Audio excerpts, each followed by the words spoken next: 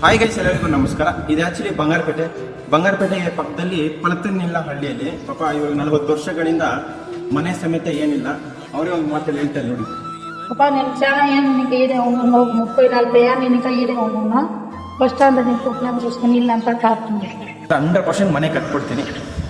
ಮಾತು ಕೊಟ್ಬಿಟ್ಟಿದ್ದೀನಿ, ಕಟ್ಕೊಡ್ತೀನಿ. Thank you.